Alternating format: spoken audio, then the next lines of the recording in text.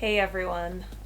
Chances are if you're watching this video, you are unfortunately going through what I have, which is the joys of PMDD postpartum.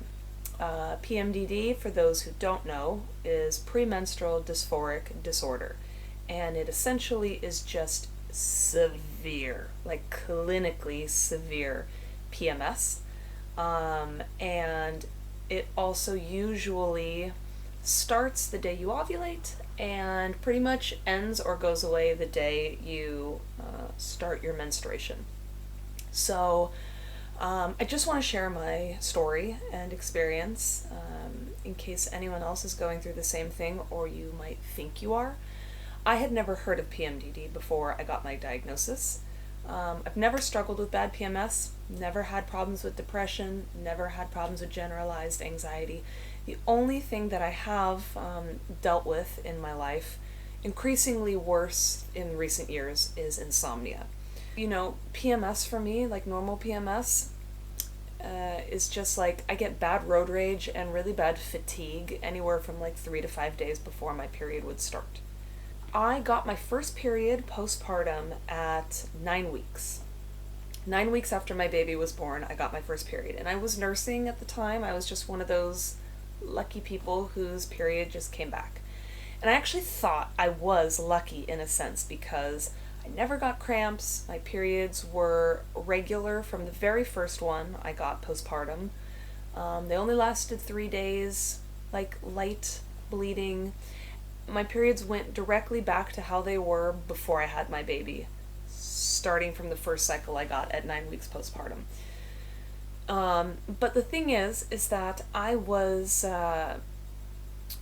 dealing with extreme fatigue back then and also really bad insomnia. But honestly, I thought all of that was just part and parcel to having a newborn, and especially becoming a first-time mom. My whole world got thrown upside down when I had a baby. It was not anything like what I actually thought it would be. With like the waking up every 2 hours, round the clock and stuff. I didn't really pick up on any early signs that I might be having a problem because they were all sort of masked by circumstantial, having a newborn. So I noticed for the first time that I was having like really bad PMS when I was 5 months postpartum. And in particular, I totally snapped at my husband, who called me out for being on my phone too much that day. And then I got hyper emotional, just like really, really pissy and sad, and just all of those emotions, all because of the fact that he got upset, that I got upset at him. And so I remember thinking at that time, that, this feels like really, really bad PMS, but it's too soon for me to be feeling it. I think it was like a couple weeks before my cycle was supposed to return. So I just chalked it up to being tired and not sleeping well at night and, just my hormones still adjusting from having a baby. But every month it got worse and worse and worse. And I did notice that, actually my husband joked with me one day. He said, you only have one good, like happy, normal, non-psycho week every month, and that's the week you're bleeding. And I was like, oh man, that's so true. Like each month I think to myself, okay, I'm closer to being a year postpartum. My hormones should be leveling out. These things should be getting like my PMS should not be so severe, it should be getting better. Like that's what I was telling myself in my head. But it was doing the opposite. And truly, like I knew the day I ovulated because I went from like normal Megan to psycho, totally psycho. Like I would deal with really severe rage over the tiniest of things. I was always nagging and nitpicking my husband. Like nothing, like everything he did pissed me off in some way for no reason at all, no justifiable reason. I would have really bad mood swings. I would be very irritable. I also would have with mood swings. I'd have like these moments of total euphoria and then like an hour later just be pissed. I'd have days where I would just cry for no reason, and just feel so, I guess I felt depressed, you know? I would feel this deep sadness. And I was very aware of the fact that there was no logical reason for it, and yet I felt it anyway. I would have days where I felt so overwhelmed by the smallest of things that I stopped cooking dinner. I stopped even wanting to write a grocery list. I would get so upset with having to write grocery lists because it felt so exhausting for me to think about all of the things that we needed in the house. And then I'd get so angry at my husband because he wouldn't like give me meal ideas. Everything was so difficult. Everything became extremely overwhelming. And then on top of that, I realized that I had no sex drive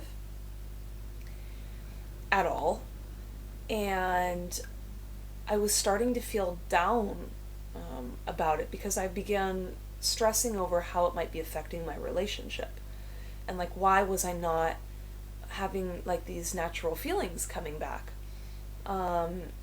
Also, my baby was sleeping through the night starting at like 6 months. Or like maybe she'd wake up once a night here and there, but she was clearly sleeping well enough. I was getting ample opportunity to sleep, but I was suffering from insomnia, like increasingly worse, and my fatigue during the day was extreme. It felt like I was taking a double dose of NyQuil every day. So it all culminated when my daughter was like around 9 to 10 months postpartum my baby was 9 to 10 months old. And my sister visited me all the way from Los Angeles. And we had this huge fight. I'm not going to get into the details, but it was ridiculous. It was my reaction to a suggestion she made was so extreme and so ridiculous and so like actually damaging to my relationship with my sister. And she ended up leaving early. She had a flight out here that was, her trip was supposed to be 2.5 weeks, and she left after just under 2 weeks because we kept butting heads. And we've always butted heads. We're very different people, but this is above and beyond. And that's when I realized that I had a severe problem. And that cycle I had was the worst that I'd had out of all of them. And I was extremely aware that something was wrong. I was having daily panic attacks in the shower, like just collapsing and sobbing and just realizing this is not a livable life. There's something wrong with me. I'm losing all control. I don't know what is wrong with me, but I absolutely need help. So we set up an appointment with a doctor here.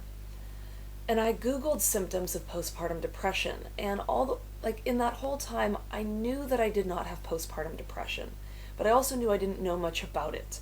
So I Googled, and of course, a lot of the symptoms I had fell within that range of, depression. But my issue was not depression or anxiety dominated. It was like anger and emotional instability dominated. And also, I knew that it wasn't like all day, every day. It was specifically like a few days, like around the time I ovulated, and it pretty much ended the first or second day of my menstruation. And then I had 1 to 2 really solid good weeks. So, but I didn't know what PMDD was, so I didn't know to Google it. All I knew to do was when we had a regular checkup for my daughter, I talked to my pediatrician and said, I need to talk to someone. I need help. Maybe I just need to start birth control. All I know is I'm having severe PMS. So I went in and I sat down with an actual, just regular doctor and explained how I was feeling. And fortunately, I went during a time that it was in like one of my good weeks. So I was able to speak logically. I think that if I had actually talked to this doctor during one of my episodes, they would have had me committed to an asylum. And she listened to me and she said, I'm pretty sure I know exactly what's going on. And she said that she'd arrange some blood tests for me, just to confirm, like, that, rule out other issues. I don't know if they actually checked my testosterone levels or anything else, but I did have to get a normal blood test that same day for my thyroid, so I don't know if they checked, like, any other hormonal imbalances. But she said she was confident that I had this condition called PMDD. And, I mean, she didn't spend much time explaining it to me, but she said that they are not quite sure what causes it, but it can happen postpartum, and that it all has to do with abnormal hormonal levels and or the way the brain processes serotonin.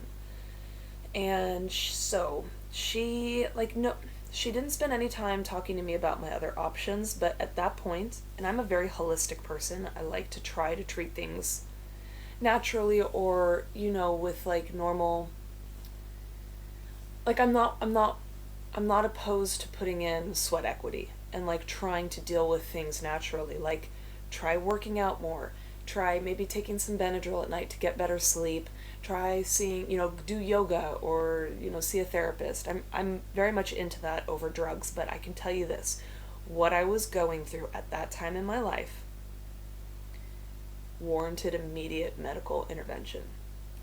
And for that matter, I'll just talk about it. During the weeks leading up to seeing my doctor, my emotional reactions to the smallest of stressors became, I began to inflict self-harm. I would get so much rage, like so much anger, that I began to drag my nails on this hand up my arm, and then also up my legs. I would get so, actually it was both hands. I'd get so angry that I'd literally try to cut myself with my own fingernails up my arms, and I did. I scratched myself so badly that I bled, and I needed, like, Band-Aids in a couple places, and, I'm having to wear, like, long sleeves and pants during the summer to cover it up. Or, thankfully we had a litter of kittens, and so I was able to make up a lie for anyone who saw that it was the kittens that did it. And the scariest thing about it was that I finally understood why people who have, like, depression or things like that self-harm. I totally get it now. It felt so good to take the pain that was on the inside and put it on the outside, and, like, have a physical pain to focus on so that it would erase the inside pain. And all I know is, like, the second I did it and, like, focused all of my anger and feelings or sadness or whatever into the physical manifestation of it, the inside feelings just went away, just like that. And it was so relieving. It was such a good feeling. And I know that sounds sick, but it is what it is. I mean, that was where I was at. So I actually didn't talk to my doctor about this because I was afraid. I was afraid to admit it. So I didn't bring it up. But I knew I needed medical help right then and there. Even if it was temporary, I needed help getting control of my life. So my doctor told me, look, it's very important you get adequate sleep, that you're drinking and eating healthy, and that you work out every day, even if it's a walk, even if it's not even a workout, even if it's just to get out of the house and clear your mental space. But ideally, something where you're working out so you get the endorphins going. Those have shown to be very effective in countering these types of reactions in bad PMS and possibly PMDD swings. But she also prescribed me a drug called Primolex, which is the European equivalent of Lexapro in the States. And the drug is and I'm going to butcher this because I don't have it in front of me. Escitalopram. Escitalopram. Something like that. It's the one that starts with an E, not just the C, because I think Celexa is citalopram, but Lexapro is escitalopram. Anyway, I don't know what the dosage was because I was prescribed 10 milligram pills, and on the box it said take as doctor directed, but my doctor went on vacation for 2 months. So I actually just Googled because I was desperately in need of taking this medication, and they said that the standard dosage was 10 milligrams. So I said fine. So I took a 10 milligram pill. I also was very scared to do this because I read online about how there are so many side effects for it. I've heard of people talking about headache and nausea and bad withdrawals and how it could take weeks to work. That was not my experience. My experience was this drug worked immediately. I took it in at like noon, I think, on the first day, and what I felt was a very, very heavy lethargy, similar to the feeling of being in a really bad pain, like say you have like a root canal that needs to be done, or you just had teeth pulled, or maybe a surgery or whatever, like that kind of pain, and then taking like Vicodin for the first time. And you get that immediate pain relief, and between like the relaxation you feel from the actual drug, but also the relaxation of finally being able to let go and feel relief. That's what I felt. It made me very, very foggy in the head. I was not motivated to do anything. I just wanted to I felt like I just wanted to sob on the couch in a good way. I felt extremely relaxed, and easygoing and go with the flow, like almost the way you feel when you're drunk, but I didn't feel impaired. And so I did a little bit of research that day while my baby was napping, and I had read that a lot of people recommend taking this drug at night. And they said because it helped with the headaches and nausea, that if you take it at night, you just fall asleep. I decided to take it at night, though, because it made me so relaxed. So I did that the next day. My insomnia was pretty much cured. Really starting the first day, but definitely starting the second day when I took the drug at night. I also found that taking the drug at night, when I woke up the next morning, I didn't have that groggy, heavy feeling. I woke up feeling so refreshed. Like that horrible, overwhelming fatigue was gone. Just like that. I felt so positive and hopeful and upbeat and energetic. I felt energetic for the first time in 10 months. I felt like I was myself again. And it was the most liberating and beautiful and hopeful feeling I think I've ever felt in my life. I felt very excited about life again. Within a few days, I felt my libido come back, and just felt like I was able to emotionally connect with my husband again. I was no longer plagued with the exhaustion of constant moodiness and anger and feeling just upset and annoyed with everything. I was completely free of that. I felt capable. Oh my God, I started to cook again. I started to clean again with a normal, not enthusiasm, but it was not an overwhelming thing anymore. It just was okay, I'm going to get this done, and then I'm going to do this, and I just started living life. I started to live my life again. And it was so unbelievable. So the instructions for me were to take this pill starting when I ovulated and ending the first day of my period. So I stopped the first day of my period, but I noticed 8 days after I stopped, I started to feel like some of the bad things creep up again. So I called my doctor, and they said, you know what, just take the same dose every day of the month, and we'll schedule a follow-up appointment with your doctor in a couple cycles to talk about it. So I started to take this medication around the clock, but but I developed a really bad cold. And I realized online when I was like Googling that there are like an incredible amount of drug interactions with this medication. Like, you're not supposed to take even Tylenol or Advil with it because it could create stomach bleeding. And you shouldn't take like NyQuil and things like that. And that really bothered me because I do not want my life to be dominated by a drug.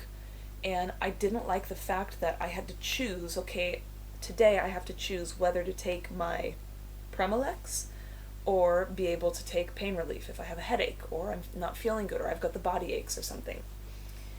So that was when I decided to go back to only taking the medication from ovulation to menstruation. And then I also decided at the next cycle that I was only going to take 5 milligrams. So that's what I'm on right now.